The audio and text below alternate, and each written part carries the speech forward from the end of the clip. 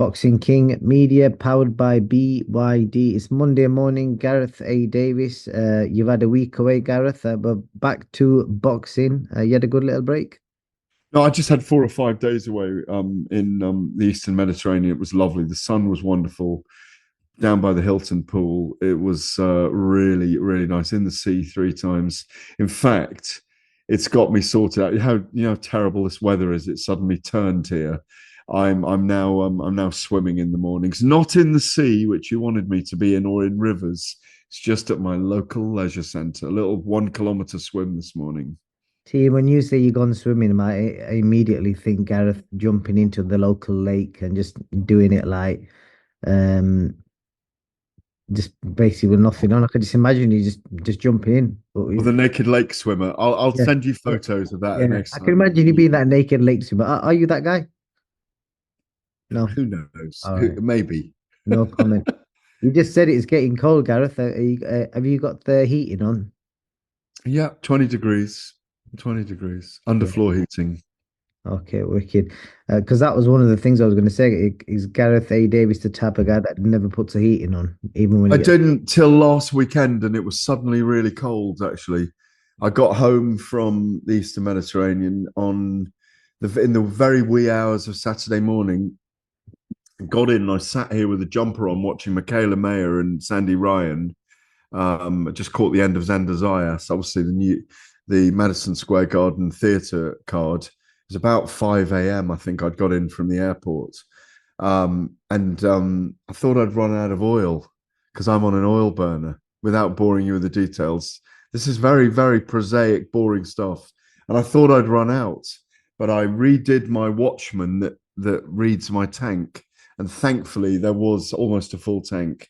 So normal service was eventually restored, and we're back to 19, 18, 20 degrees. I like to sleep in a cold environment though. I don't like a warm bedroom. And what are the questions from your subscribers? From I've your got yeah. 998,000 No, we're on a subscribers? million now. We hit a You're on the million. we hit a Congratulations. million, I mate. did notice. The first UK channel to hit a million, mate. Well done. Thank you very much. Well You've done. started So, the so journey. to the millions watching, can I now say this? To Yeah. the millions watching around the world, please send in your questions because I do find them very funny and entertaining. Have you got any or not? Yeah, we are. But to be fair, a lot of them are more like statements. So you could always respond to a statement. I could put thumbs up or thumbs down then to I think we statements. need a response because when you was on last time, you was wearing this shirt with all the buttons open, so that's caused a bit of a stir. So Jason says, "Thank God he buttoned his shirt up. He looks like some washed up 70s rocker." Is that Oh a fair God. description? Yeah, of course it is. It's fine. I'll, I think I did notice my buttons were undone all the way down to here. I'm Um, gonna have a picture on the screen just so fans who didn't watch the last one they can see how you looked. Somebody reckons Gareth fancies himself. Are you one of them? do I fancy myself? No, not really. I don't fancy myself. I believe in myself. I'm confident, but I don't fancy myself. I don't. It's so I like myself. I do like myself, yeah, but I don't fancy myself. It's funny. Uh, Somebody's asking the button situation. Was it because you don't Yeah. have buttons on there, or was it deliberate? No, I didn't. I wasn't aware of it. I'd one too. I like 3 or 4 undone, but I think I had like 5 undone. It was, and I'd suddenly noticed halfway through the interview, my whole chest was hanging out. So, yeah, apologies to all those that are offended by a bare human chest in the afternoon or whenever you watched it. And the next one is But also, but then fuck you as well. I'm not apologizing. yeah. The next one is also saying the way Gareth undone his buttons, it's so sexy. Oh well, that's very kind, but it wasn't meant to be sex. I just sitting there with no fucking shirt on, Yeah. basically. It, it just shows you how observant the fans are. That they do watch, they like watching it, so they don't just listen. They do like see what Gareth's wearing. So he's got Well, himself. it's like watching TV now, isn't it? I mean, I do it myself. I doom scroll. Do you doom scroll on Instagram sometimes? Yeah. And I found myself doing it and I thought, what the fuck am I doing? Sorry for all the swear words this morning. I'm in a good mood. Right. It's that swimming, it's all the testosterone from swimming my 50 lengths. 50 lengths is quite a long swim, you know. It's a good 50-minute swim. But no, it's great they're so observant. It's like watching, but when you doom scroll on Instagram, you watch video and it's like flicking through the channels, isn't it? It Like is. people used to flick through. I haven't got a TV at home now. I've got one in the spare room, but I don't pull the TV out very often. It's all on the laptop or on the phone. Gareth is the type of guy to live on his own and still have a spare room. Well, I've got guest rooms. I've got a guest lodge. It's Guest lodge. I've got a guest lodge. Yeah. I think we need a tour of this mansion someday. No, we're not having any tour of my mansion. We're not. All right. There's Okay. too much to tour. There's a house down there, and there's a place in the garden. There's the lodge over there. There's the gardens. You've seen I've shown you the You gardens. have on Zoom, yeah. The white pheasants, are they around today? Not around at the moment. Yeah. Well, I'll jump onto the box, and I think you're gonna get some. My housekeeper's away, which is really annoying because Anyway, so you got to clean up yourself. well, do the wash the sheets and all the boring stuff. But it's Monday morning, and I'm actually on a day off, so I'm doing some little bit of work like this. I've got a load of admin to do, a load of bills to pay, and I might even go if the weather abates for a little bike ride. Okay. Well, Are you Gareth, doing any exercise today, or are you just interviewing people? I'm just interviewing, mate. Grafting away as always. This is the secret behind the success that people don't sometimes see. That you just never stop. For Well, those million subscribers? So Dominic Ingle this week or not? hopefully today or tomorrow. I'm working on it. We have to just match all our timings up. Yeah, I see he was talking about his clothes the other day on there. Oh yeah, he was just doing a bit of a prank. He put because people always take the piss out of him for wearing the He's always in same. a tracksuit. Yeah. Yeah, he literally has the same uniform on every day. So he had like a Parker jacket and he put some shades on. Was Yeah. he wrong? But did I watch he was wrong about the Joshua, like many of us were, about the Joshua Yep. Dubois outcome? Yep. That basically puts me on the first subject we're going to speak Okay, about. come on. Well, that's why I deliberately He was one segued. of the 97%, as Don Charles says, that predicted AJ to win. So I'll start with that. You had Gareth in the Talksport, Gareth. You had Don in the Talksport studio yesterday, and he didn't let you off the leash. He put it on you, a bit like I put it on Spencer Fearon, and I warned him before the event because he was a big, he picked AJ to win easily, basically, and credit to him, he still spoke to me after the event, and obviously had to answer the questions. So yeah, you obviously picked AJ to win. I think Don's main gripe is he feels like everyone was against him. What's the balance here? Because obviously in your job you got to give opinions, but at the same time you're making relationships with people. But then when you're picking against them, like how do you kind of balance that? And were you right or wrong the way you put it It is across? always difficult to balance it. And that's what I always say to anyone, as I said to Don on Saturday night in the studio at Talksport, which he wouldn't accept. I picked with my head, not my heart. I've picked with my heart occasionally in the past, and I regret it every time I pick with my head. I believed Anthony Joshua would do it. I've used this expression. Obviously, he didn't, and Daniel Dubois completely took control of the fight. Um, I've used this expression "fluffed his lines," but what I mean by that is, obviously, it's an analogy. For he didn't implement his strategy or game plan in that first round, and we at all, I think, virtually everyone had also said, in fairness to those who've been pilloried by Don, the 97%, almost everyone I know said, but Daniel's got dangerous hands as well, so you can't rule him out, and it wasn't able to rule him out. No one knew what was going to happen in that fight. It's just an opinion on who you thought would win. There was no way that it was going to be a foregone conclusion. And I'll even say this: it could be very, very different in the rematch. Boxing King Media could be Hmm. very, very different. But Dubois may just have Joshua's number. I don't know. But Don also said like See, I don't know if it's a case of how you put things across or how people put things across. He said that you was talking like you was wishing for Dubois to lose. That's just nonsense. That's just nonsense.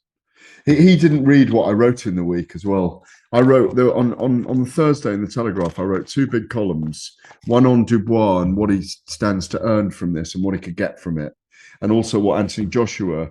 As I said, when Joshua steps into a ring, there's dangers for him that are beyond physical, that lurk sly and unseen. That it's not like people are trying to bring him down, but there's an expectation level with Anthony Joshua that when it's not matched or not doesn't marry up, he gets a lot of critique for it. Daniel Dubois, I wrote that it could be his time at age 27 to take over the heavyweight division. This is his moment. And also for Anthony Joshua to step into the breach with that hole that Tyson Fury's left now he's not champion.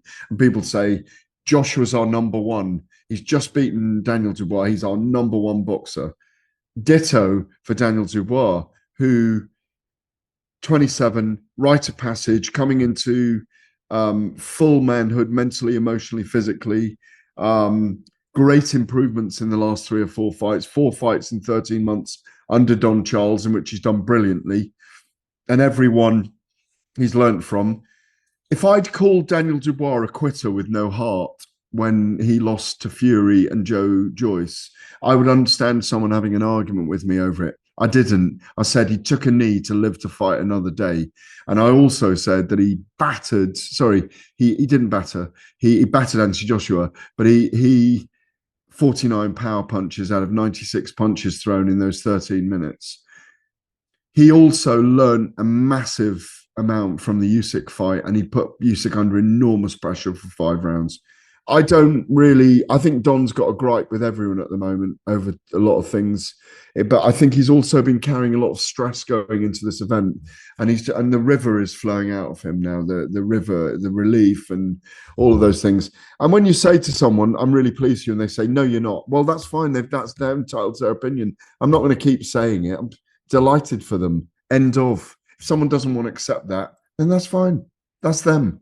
He said, I think he made a point about how the impact that your opinions, and probably not just yours, like Simon Jordan's, like No, it's not just mine. you're not outspoken. You obviously express it a certain way, but Simon's very outspoken. So is it a time for maybe pundits and people in boxing maybe should consider the impacts that they have on trainers, fighters, or should you just carry on? No, just carry on. What's the right It's or just wrong? an opinion. It's just an opinion. My opinion did not affect the outcome of the fight. Okay.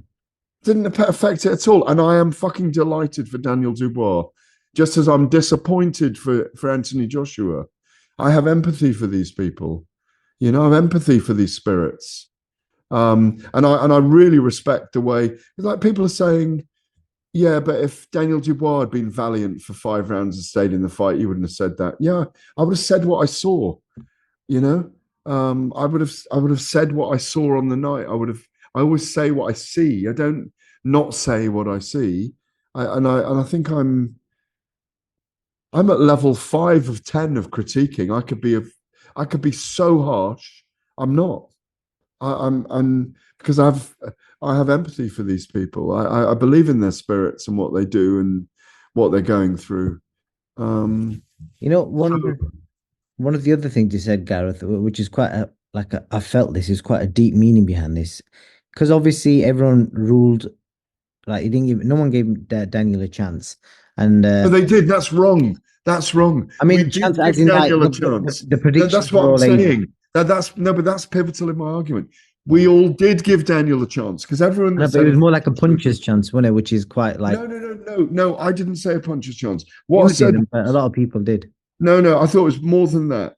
What I thought was this is and it's not giving him a chance.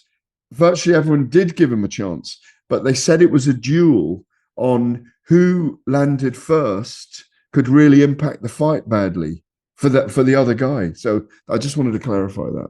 Yeah, so he basically said if they lost because of what people were predicting, and he said he didn't know how he would have dealt with the pressure and the impact of a loss and basically proving people right.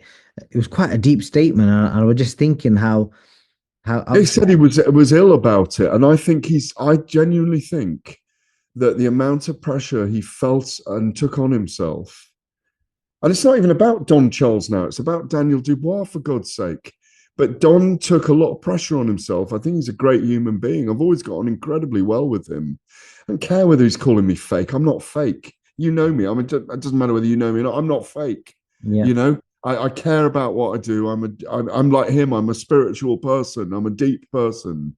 You know, I care about what I do. Mm. And I'm a mature human being as well. Um, but it doesn't matter that he has that view right now because my view, and again, I could be wrong about this, in my opinion, is that he's been through something very stressful with Daniel, and it's an outpouring afterwards, and he wants people to understand his message, and that's fine. I have no issue with that. He hasn't insulted me on a personal level. And you know, I don't like it someone calling me fake, but I don't have an issue with it because I'm not fake. But if someone feels that in that moment, then that's fine. So, the last thing on that topic is Yeah.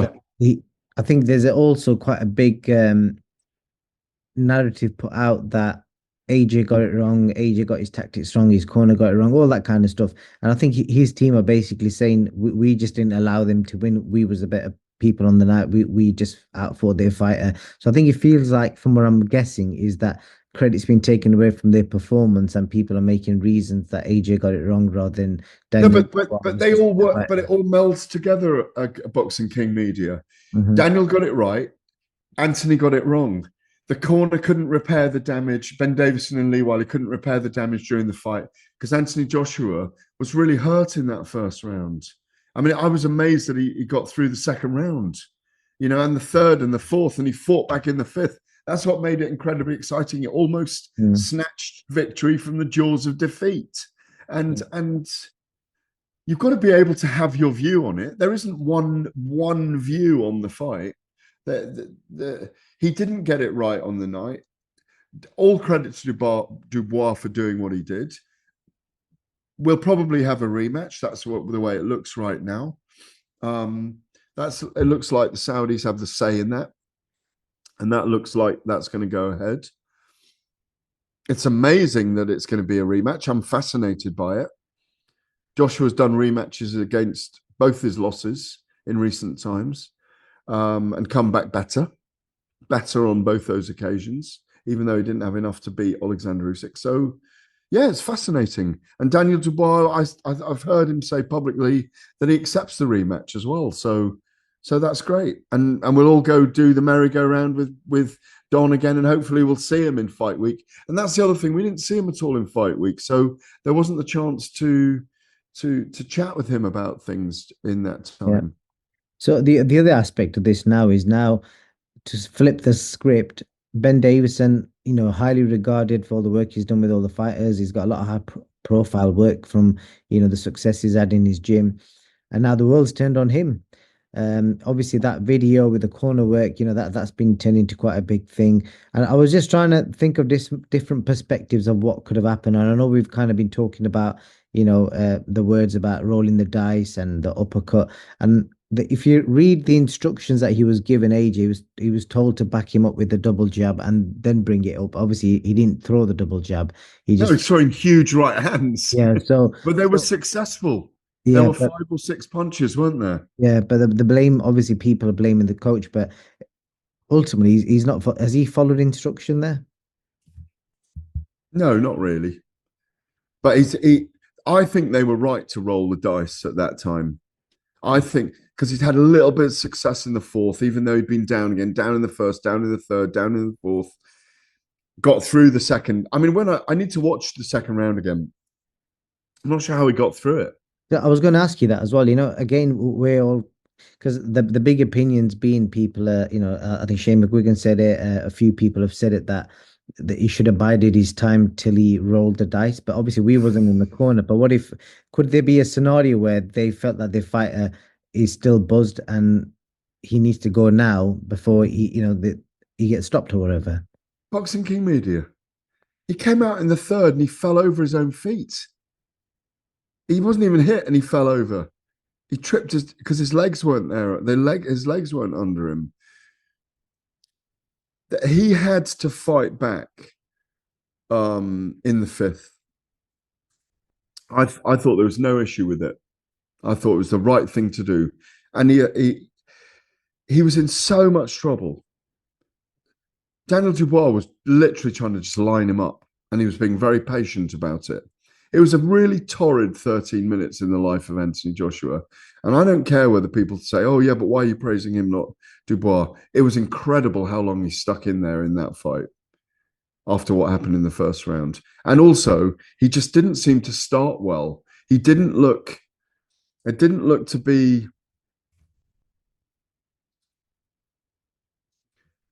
enough power and strength behind his early forays. It felt very defensive. It felt very pawing, and I was surprised by that. Whereas Daniel Dubois came out with a massive sweat on him, was really hot. Clearly, had to wait 13 minutes for the fight to begin. Did his whole thing. I've got again the anthems story is like what are people on about? You know, there's no issue with having someone's anthem. It was a Riyadh season event. I need to say these things. It's just people are trying to cause trouble around the event for no reason whatsoever, other than they want to spoil the good things that are going on in boxing right now. You know what you just said there? Have you said that to Simon Jordan directly? Have you had this No, conversation? I don't talk to Simon Jordan, Boxing King Media. Simon Jordan goes and does what he wants to do. He's a colleague at Talksport, obviously, but I don't talk to him about it. I've got no interest in what Simon Jordan does. That's just what he does. He's got his own points of view. I write for a different newspaper and I do a show on a different time. I don't, ever since I called him the Cape Crusader, I don't think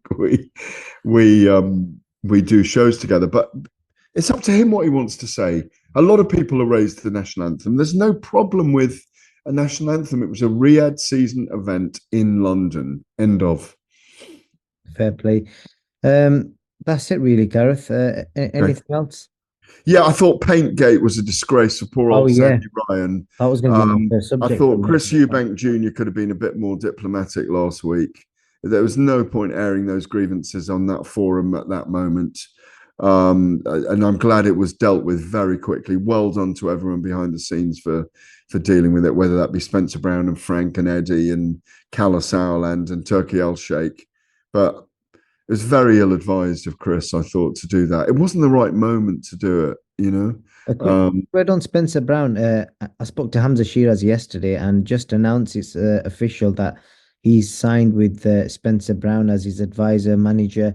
So he becomes the second fighter to John Goldstar. So obviously joins Tyson Fury. What a two-man stable that is. Yeah, it's Do brilliant. Yeah, you well, think he's we'll got. see more signings from Spencer?